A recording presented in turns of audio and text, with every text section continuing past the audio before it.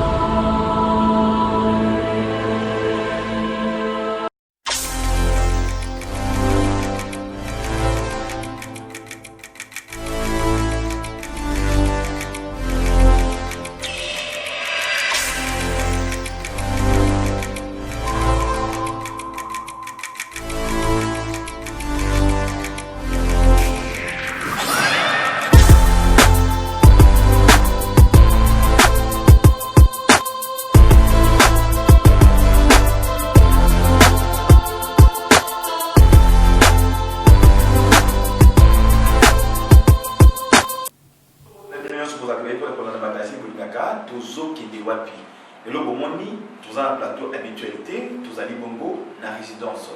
Il y a président, il y a mon leader politique, il y a mon nez dans Canabiso. Naniwana, mon amboka Kelani, le Mbababis, ou Azali, président parti politique, mon nez, na Congo, il y a les libres travailleurs démocrates. LTD n'a beaucoup poussé, il y a Azali leader dans la Mossanipété, Azali Lissoussou, coordonnateur AI. Il y a regroupement politique monnaie, le changement en marche. LCM n'a beaucoup, c'est comme un boka maître John Bayati. Ça te remet à l'ématumbi, ma solo, ma bimatel politique à Moka Labiso. Des boka bianonaye, beaucoup de bébé belé pour la tout na bituna, tout pour la procéder la partie politique naye. Mbote, mon avocat. Mbote, ndeko journaliste. C'est mon nom, c'est pas d'ailleurs.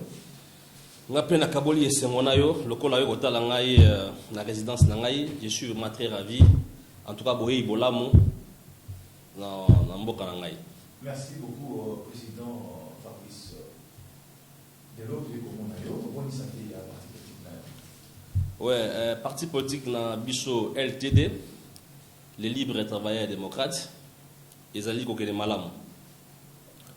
Ezali parti politique moko oyo toza koloba toza vraiment mingi dans la phase d'implantation, mais évolution ezali vraiment très positive. Et tozali membre ya regroupement politique au babengi LCM, les changements en marche. Ezali tozali ba aller à IDPS. Donc ezali parti politique moko oyo ezali vraiment très dynamique et nous sommes présents presque babisika mingi. Et pour l'instant, je peux dire que nous nous comportons très bien.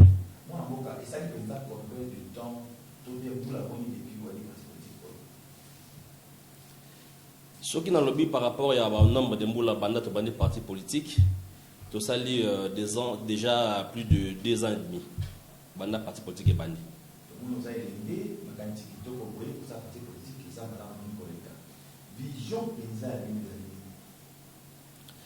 Vision politique qui a parti Nabiso, sur qui dans par rapport à Combo. Dès que vous allez à LTD, c'est-à-dire les libres travailleurs et démocrates, ils allaient déjà pour l'accès à Bato Bazali, Bato ya Musala. Bazali Bato ya Musala, nous avons pour créer un emploi, nous avons pour protéger un emploi où ils exister. Parce que les socles du développement, c'est le travail. Dans un pays où les gens ne travaillent pas, les pays ne vivent pas. Alors RDC, so totali bosenga mboka na biso pour l'instant tout na posa été pour mboka ke liboso il faudrait qu'il y ait une bonne prise en charge au niveau des emplois parce qu'aujourd'hui on se dit que RDC taux de chômage est très licolo ils en a plus de 90%.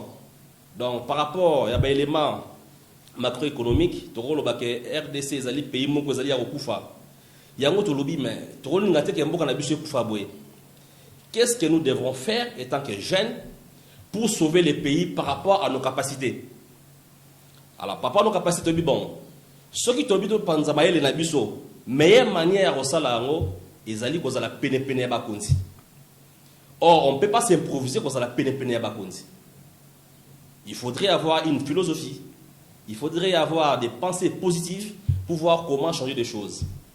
Alors même pas kozala pene ya bakonzi, mais ni de kosala pour être peuple ou azali pene na biso ba ndeko na biso bango pe ba bakobika.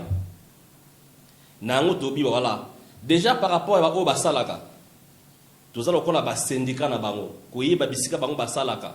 Ni toyi ko sala pour que leurs emplois soient protégés.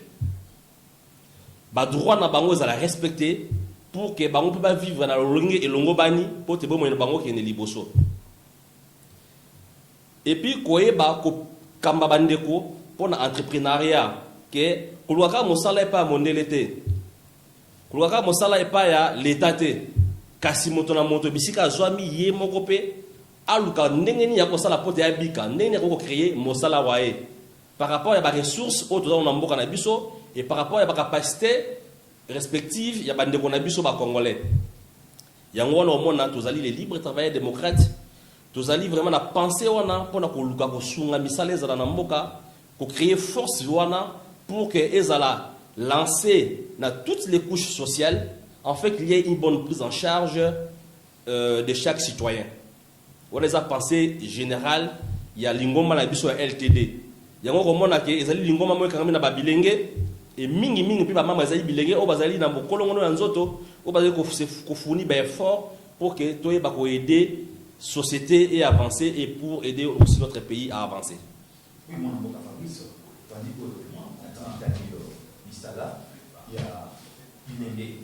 Oui, puis que le tout le temps c'est ça la casse tambo quand on va c'est tout et puis on va l'envoyer. Va toye bien.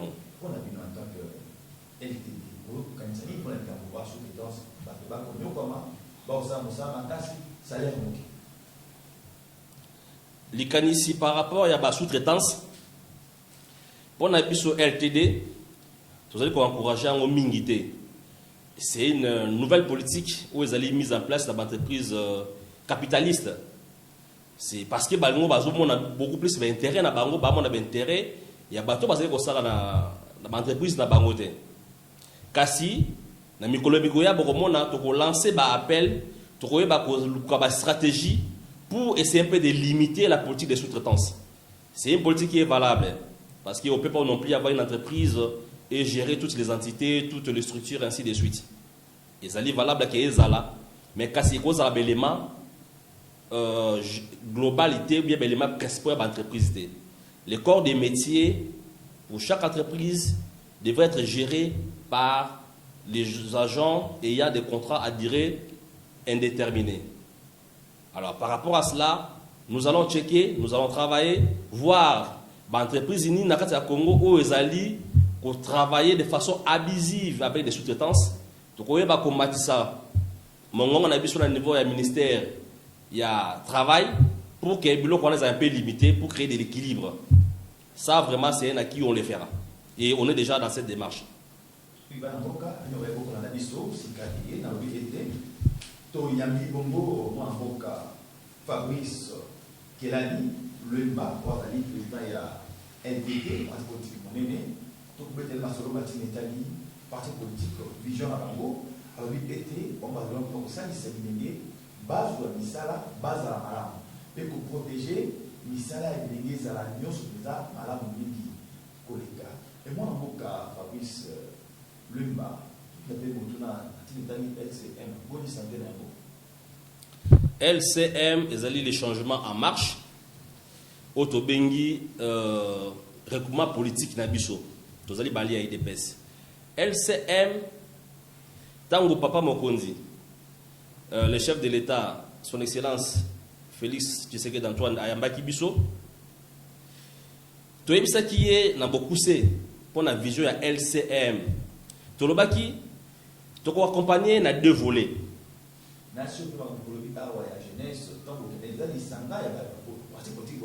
Voilà. Je crois que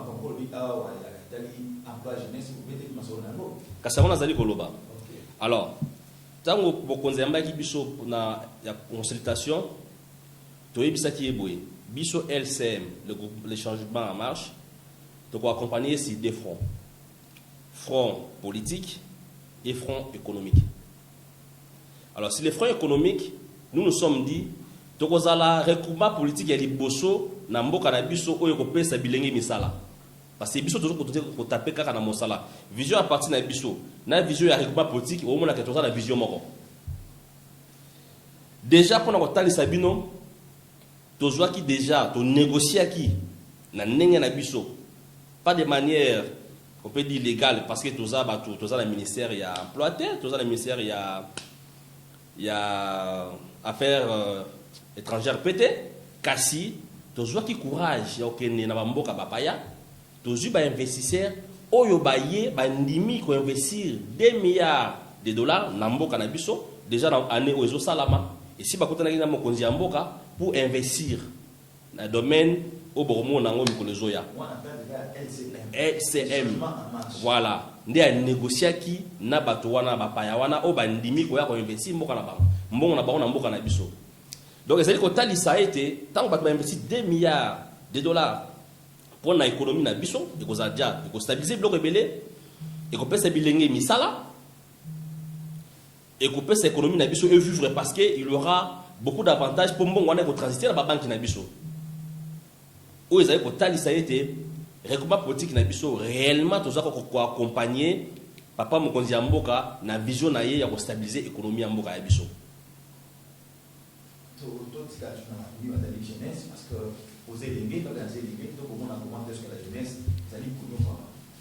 Cause peut-être mes amis à chômage à la dignité pour ma petite bébé, ma parent, ma poli, à chaque fois des coquilles, bah qu'il est passion. Je vous présente la bonne année. Cause ya chômage na mboka na biso so totali malamu ezali d'abord likambo ya organisation ya mboka. Biso ba soto yebi ete Otakala, Bamibu eleki mingi. On a vécu 32 ans de pouvoir, il y a Papa Mobutu. Oyo déjà au départ, il y a un pouvoir une économie très stable. Misala ezalagi. Lors du pillage, l'entreprise est belée et koufa. L'entreprise est koufa na ata morote zonga. Majorité est kenda libela. Déjà papa o banane ko sala na tango wana ba komi ba chômeur. Ba boti bana na bango na chômage. Bana bazali kotala classe esili misala pe ezate. Et romona to yezwa susu manda ya AFDL ya bande on a biso ba to kende ya Kabila nyoso to bonike on n'a pas créé d'emploi. Emploi s'est créé. Pourquoi emploi s'est créé?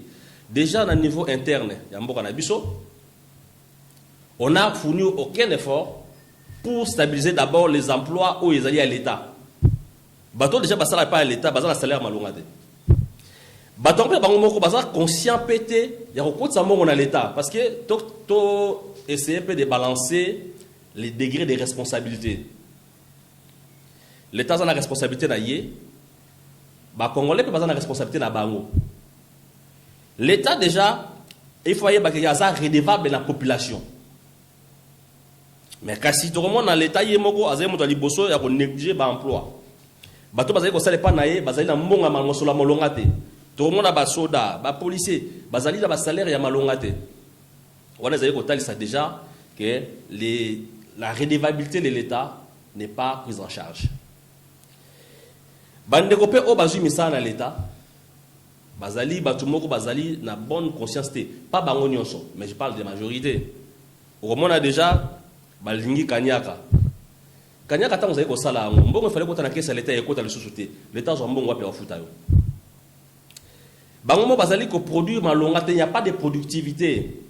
Muto fallait ya mosala banda mosala na 8h asi sa on a 15h mo na ya mosala na 10h pas banda 14h. Les rendements individuels c'est ça, c'est déjà une part de responsabilité ya bato wana na nyonso wana so totali malamu et on l'accité Congolais azali un peu inconscient et puis azali na courage te ya kotombola mboka. Raison pour laquelle nous sommes obligés ya ko réveiller peuple. Nous sommes obligés aussi ya ko réveiller bakonzi. Pote moto na moto bisika zwami aye ba quelle est sa contribution pour que les choses changent au Congo. Tolembi ko la kabatu mingi politique za la kaka Mais en réalité, rien ne s'est fait. Alors, qu'allons-nous faire pour changer les mœurs? Qu'allons-nous faire pour que les choses changent au Congo? Makanisi tozala ngoza malamu, tozape batu, tozala expertise ebele, tozala expérience mingi, tozali misala, tokipe ba poste ya likolo la entreprise. Yango tolobi voilà et bongi siko biso moko na konti ya parti politique na vision tozala ngo, to kene pene mokonzi, to partager na expérience na biso, expertise na biso pour que nous changions des choses à tous les niveaux, à ce qui concerne les emplois, à ce qui concerne les ressources humaines, à ce qui concerne les ressources financières, en fait d'améliorer notre économie. Oui, Mme Boka, Papa Fabrice, le président de la Lobby, coordonnateur de la LCM. Tant que parti nous soit allé pour l'intérêt de Bango, ce quasiment poste, avec Mwana Kasinaï, avec Lekinaï, Bayewana, et ça la partie nous souscrit au Bazali Wana, Bazali Kobundako était peuple congolais à se retrouver dans la richesse de Bokanaï. Le changement en marche, Baké Kobundako était la partenaire, Baya, investisseur, Baya, Badomère Kosala, était moi qui sala, et mon akata Bokanabiso, Congo démocratique. Et ça est vraiment important pour la Cambo. Todiago, Tozo Kedewapi, Banda 1960, qui nous montre Congo, Zalaki Wapi, Congo, et comme Wapi, Pesali Okende, Wapi. Ba jeune ya boya pe ba yele bazali. Alors on t'a montré que sur les cosala et sala malamu, to betele o maboko. Sur o sala bisala malamu te to côté les melayo. Ya boto yaki mbango ako to okete. Parti politique oyo, pendant ma campagne pour na mboka, pour na tout moment ya jeunesse. Le groupe politique oyo LCM, pendant la campagne malamu pour na tout moment mboka Congo. Dès qu'il y a le logo, tout son papa Patrick, ouais ça biso président Fabrice Pito, a ça biso réellement Roger Zademini, mon avocat, on va tout comme un sujet où surtout dans le parti politique nayo LDT. Et ça, quand on a Kinshasa, tous les alliés placent au monsieur la parti politique approche et ça, on a parti politique qui gagne mais siège et ça qui existera quand la parti politique. Et on des alliés wapi. Bon, parti politique est au Abisso ya LTD, Libre Travailleur Démocrate. Déjà, on a mis un bureau ya ngai ya privé. Ah, on a ngai. Permanence na biso, chef permanent na biso ezali na Avenue Milambo numéro 8 na quartier ya GB. Référence derrière l'hôtel diplomate. Derrière là, il y a une avenue Avenue Milambo numéro 8. Wanande okuta siège na biso ya Kinshasa zone, siège national. Kasi en dehors ya wana pour l'accepter tozali batu o tozali dynamique. Tu as implanté déjà parti na biso na Congo central.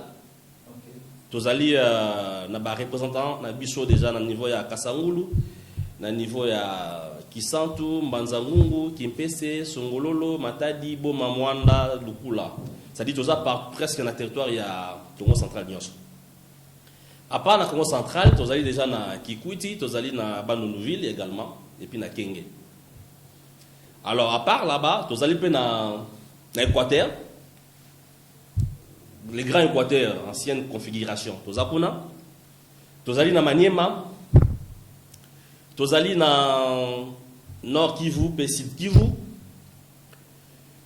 Tozali pe na province ya Lualaba, na ya Olomami, Tozali pe kuna, Tozali pe na province ya Kasai.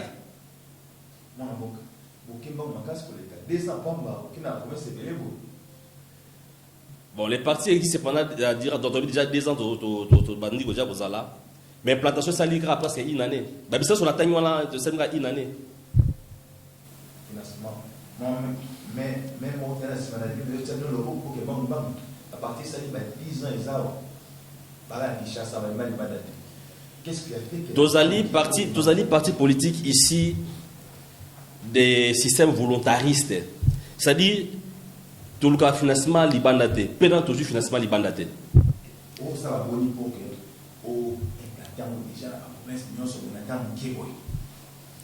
Étant donné que les alliés déjà tombés volontaristes, baye ba na biso bazalaka kuna déjà bango moko de l'air part bazwa responsabilité tant que babilengi ou pe babundaka kala moko mike bazali déjà ko s'organiser pour que ba siège ezala kuna pour déjà recruter les membres. Donc ezali le moko ezali ya peuple. Donc au pays donc la na volonté na biso moko chacun dans son coin soko aki li solo à s'adhérer na parti raison pour laquelle to pays mango parce que c'est la volonté. Et libre travailleur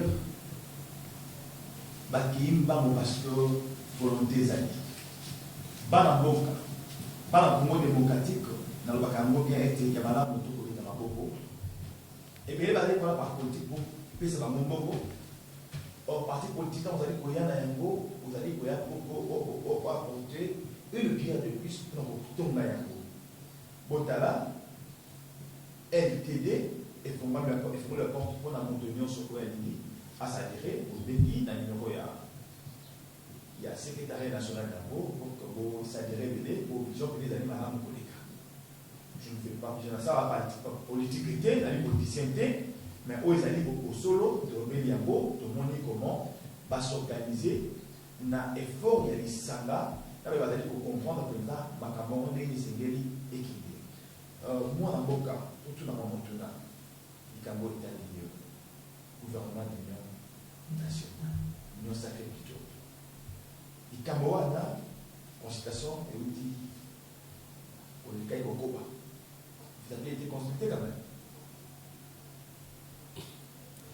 Bon, les Cambo Italie. Dans le cas de LCM, vous allez demander à quoi? Les Cambo Italie, Union sacrée de la nation. Biso Tolobake, Tozali Bato Oyo, Tozaki à la base de l'Union sacrée. Biso Bato ya LCM. Nous sommes l'âme de l'Union sacrée. Pour l'Union sacrée, c'est-à-dire on dirait Ndakuna Biso. Donc, consulter Biso, donc consulter Bisoté, on est allé Bisoté. Mais par rapport à notre vision, par rapport à notre approche vis-à-vis du chef de l'État, par rapport à notre volonté de pouvoir organiser des choses par nos propres moyens, par rapport à la volonté de sauver la jeunesse, tous allons vraiment bateau, tous allons motuya na kati ya union sacrée. Tout ça là, la déclaration politique qui mingi ya nenge boyebi, biso bato ya LCM, pour na kotali ça a été, biso tout na pour ça changement za namboka oyo. Tout ça qui bato ya liboso, tout ça qui contre coalition FCC cash. Tout ça qui bato ya liboso, auto télémela qui bato pense ba ki makanisi ya mabe pour na freiner chef de l'État.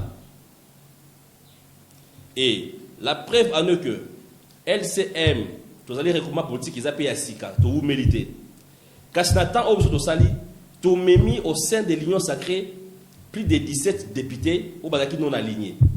Et ça, pour ça, on a mis comme on a, Makambo, depuis Kaka, c'est l'eau, une année, 2 ans passés, et pour qui ça? Pour ça, l'image, la salle de et ça, un homme politique doit être un visionnaire.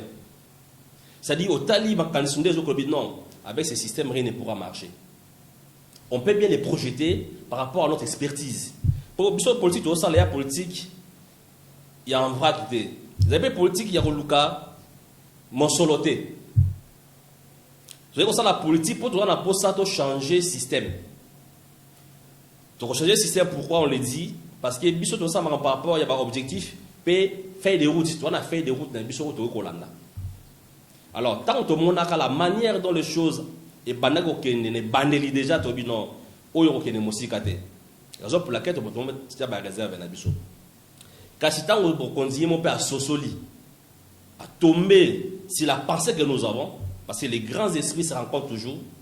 Alors, carrément on s'est dit que voilà, aujourd'hui, Union sacrée zali à biso. Parce que la union sacrée, ça sera la pensée maîtresse du chef de l'État qui va dominer. Il va partager sa vision et sa vision sera acceptée dans toutes les couches et par rapport à cela, nous verrons les choses aller de l'avant. Raison pour laquelle l'union sacrée est pour sauver le Congo parce qu'avec l'union sacrée, ce ne sont pas des consensus que non. Bien sûr, si les partages des pouvoirs aujourd'hui, tout le monde a que parti au parti au c'est pas un problème.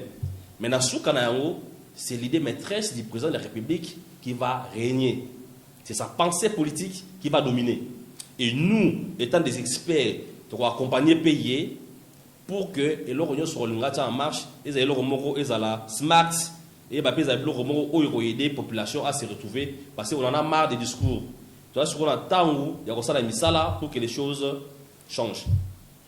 Dans les amendements qu'ils allaient étant de télévision, on est côté de la compte à l'union sur les Sénégalais. Moi, en Boca, tu es bien beau, était beaucoup de coronavirus, et ça dit, et au revoir pour moi, les lots, les réseaux sociaux, Batoba, Koloba, vaccin, besoin de côté. Vaccin, on le donne dans Boca, et bien, il y a la milité. Donc, on a besoin de la milité. En tant que leader d'opinion, il y a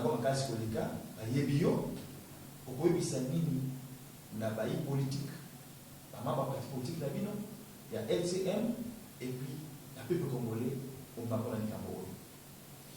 Bon, par rapport au coronavirus, biso sotoyebi mokili banda biso to botamine to koliboye na to monate événement moko et arrêté monde comme l'a fait le coronavirus. Alors, il faut interpeller Bissot. J'ose croire que les vaccins, c'est une mesure préventive pour limiter les dégâts du coronavirus. Alors, étant donné que nous avons un ministère de la santé qui existe, nous avons des services spécialisés dans le domaine de la santé. Ils sont mieux placés pour nous dire est-ce qu'il faudrait avoir un vaccin ou pas. Mais étant donné que les gens à l'échelle mondiale, qu'on impose les vaccins pour prévenir, moi je pense que nous avons des gens mieux placés au bas de ça bêtide. Où est Sengeli pour nous dire est-ce que le vaccin on a fait dans Congo tout est zalaté. Au moment où bateau bazali habilité ya osala mosala na ba monirete que le vaccin a des inconvénients et que ko installe sa biso pour essayer un peu de sauver des vies humaines. Nous étant politiques, nous devons contredire Bangote. On va les soutenir. On va essayer à sensibiliser les gens pour te baser un vaccin afin que va prévenir santé na bango. Mais je souligne bien et aux vaccins vont ramasser. Donc il faut qu'il y ait par rapport à la procédure. Parce que nous savons qu'il y a toujours des préalables pour mettre en place un système quelconque, surtout en matière de santé. Parce que la matière de santé, c'est une matière très sensible. Étant donné que tout ça va mayele, o ba yebi mosala wana. Ceux qui bango ba canaliser biso na nzela wana, étant donné que c'est les responsabilités, nous on peut pas douter parce que c'est leur expertise. Motona moto asala ka mosala na ye pour ayeba kotambu samboka. Mais il faudrait à la vaccin moko tester, valider par rapport à la procédure de mise en place des campagnes de vaccination. Parce qu'on a eu plusieurs vaccins dans notre pays. Où il continuera toujours aux ala. Alors, s'il y a un nouveau vaccin, ça ne peut pas créer un doute, étant donné que nous avons des intellectuels qui nous défendent. Alors, on fait confiance. Si le président de la République prend position pour soutenir la vaccination, cela veut dire qu'il a des bonnes informations qui attestent que le vaccin est indispensable pour prévenir. Alors, moi, je pense que la population concernée a un vaccin. Parce que tout le monde a un côté. Tout le monde parce qu'ils sont en contact avec les malades pour les protéger. Si les bango ba minganga ba télémédia ngoté parce que bango ba ndeko ba ko mabiso makambo tali bokolongo na nzoto. Pour la biso to kobanga. Après ba médecin ba lobi ke ba otala pe bato ba sa ba bokono maladie chronique. Pour bango ba sa exposé na maladie wana. Ce qui et qu'ils ont approuvé, moi je pense que nous sommes obligés, nous tous, sans réfléchir, d'adhérer. Dans le cas, beaucoup de coronavirus, c'est-à-dire, tout là. Mais il pense qu'on va intérêt de la population, et c'est un peu Mayambo, pour être Tomi Batela. Coronavirus, c'est-à-dire, pour respecter les mesures barrières, nous, pour c'est-à-dire, pour l'intérêt, il y a un mot qu'on a mis. Tout le monde est presque dans ce cas, il y a émission au Valelo, deux émissions sont dans Matanga, mon collègue à Boignac et Maniété. honorable député Henri Thomas Lokondo, a donc si on ne pas comme Nzambe. Moi, on a donc un éveil de l'île Camboyango, pour que ça message ni et pas pour la Camboyango, voilà. Moi, on a donc Henri Thomas Lokondo. Pour nous dire, il y a biso Thomas Lokondo, biso nous se déranger qui biso. Donc, on a qui par rapport à son engagement, sa position pour la gestion en Boka Biso. Et position na ezaki position moko ozaki révolutionnaire. Et bato aboye tozana bango bosenga oké mboka shweke ne liboso. Ya donc si moli mo ezaki mokano nzambe. Zankolo mtalinga ki akende, c'est vraiment un vide qui se crée. Mais étant donné qu'il y a zaki homme de l'état, makaniso ya zaki na moto na ye. Boanya o ya zaki nango. Bo pikili ki wa zaki nango ekeite etikali. Tozala batoma Lokondo mosu bakobotama. Tozala bango mosu pe basé exister.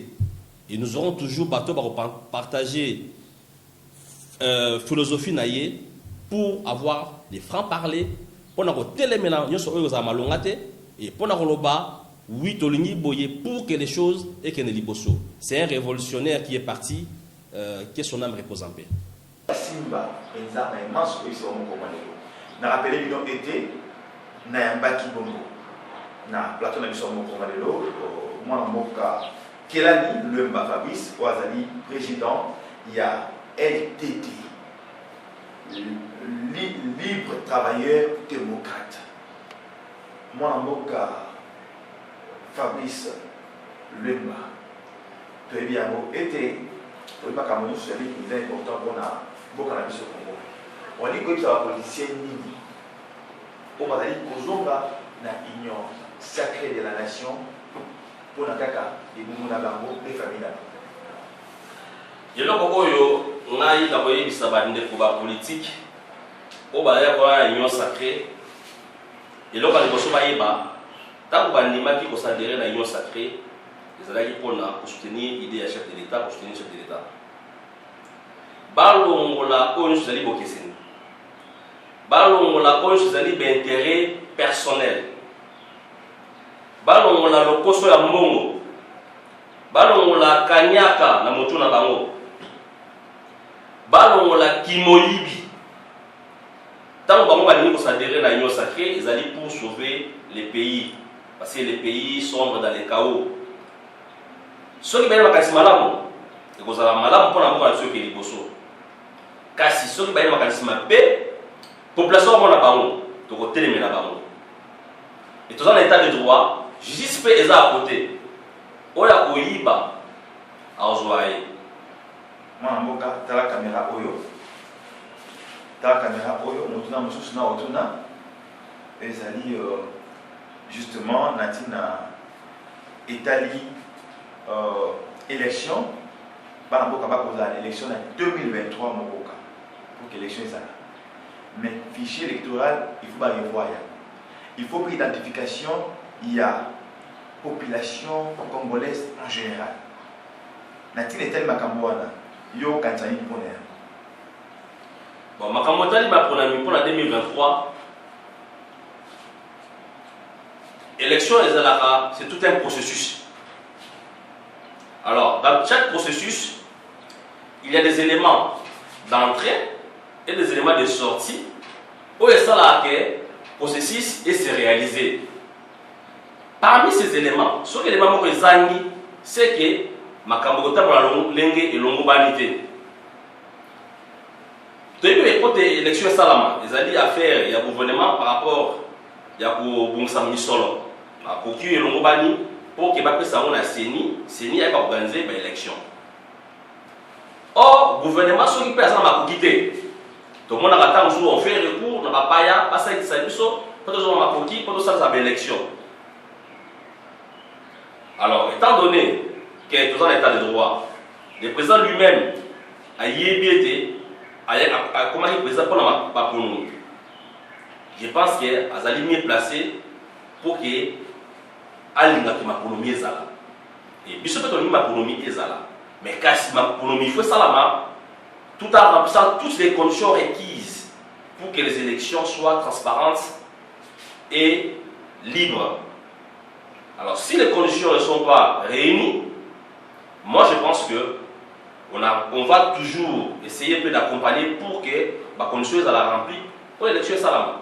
Ce Salam en 2023, bravo, et là ça va être Makassi, vous allez dynamique. Si par exemple il y a un glissement parce qu'il y a d'autres conditions qui ne sont pas réunies, pourquoi tu remets mal?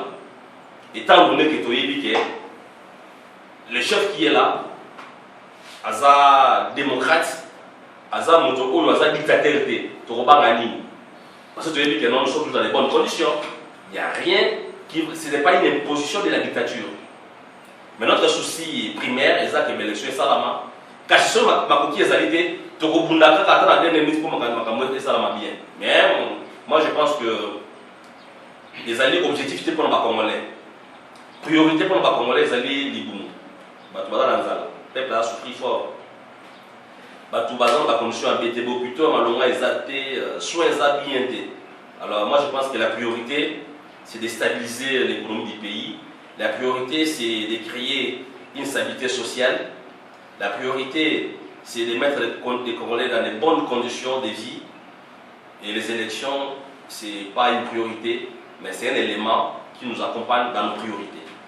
Mon avocat, moi le Basuka, comme Nasuka, pour adresser le peuple congolais.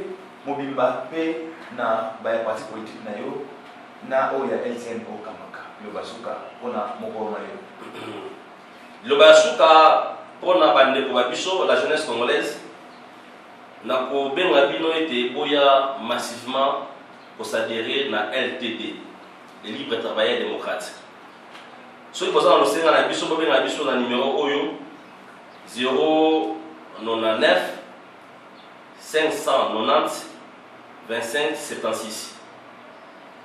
Soit si vous avez la siège de la permanence na Avenue Milambo, numéro 8, dans le quartier Diplomate, quartier GB, derrière l'hôtel Diplomate.